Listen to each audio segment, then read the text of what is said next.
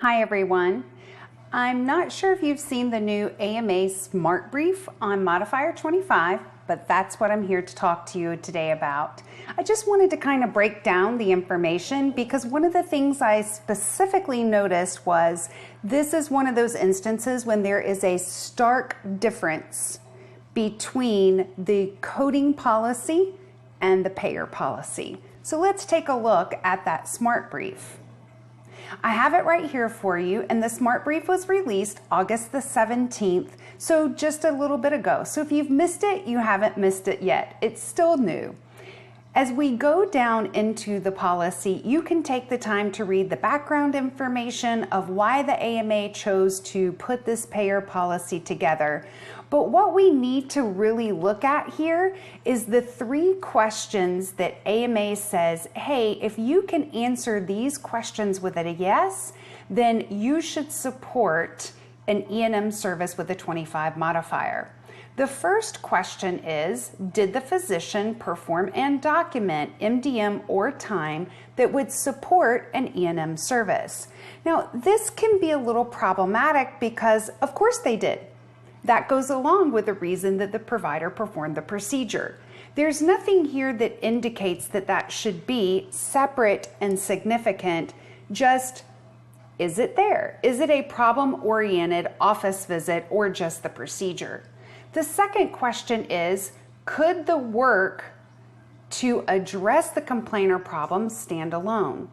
Well, even if it's the work to decide to perform the procedure, of course it could stand alone in most cases of notes that we audit.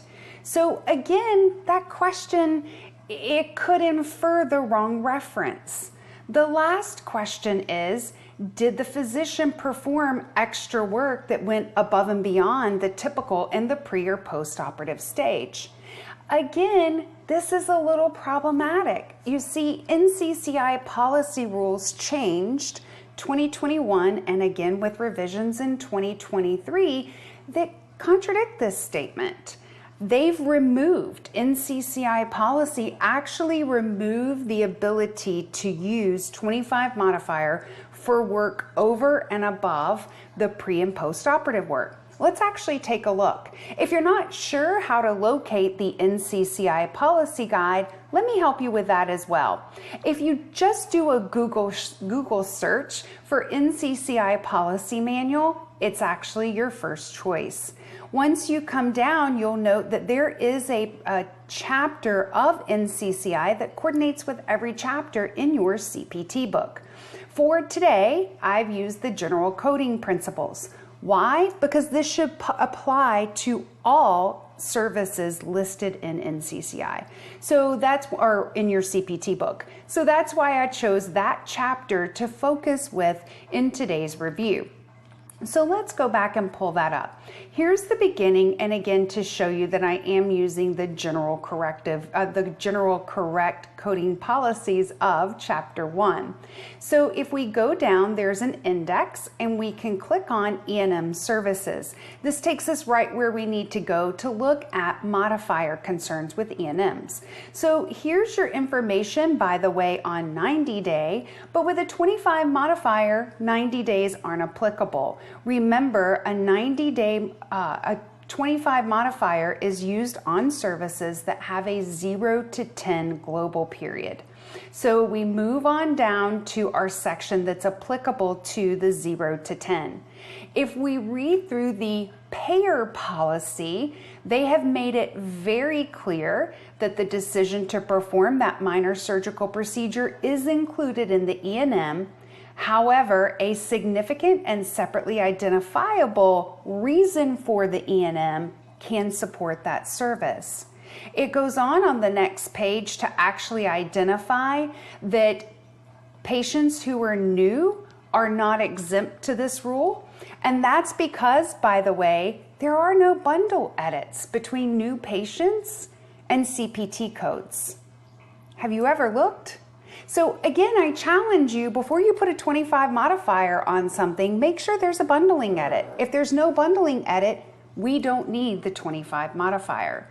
So again, we go back to this terminology that is in NCCI on the previous page that says it should be significant and separately identifiable.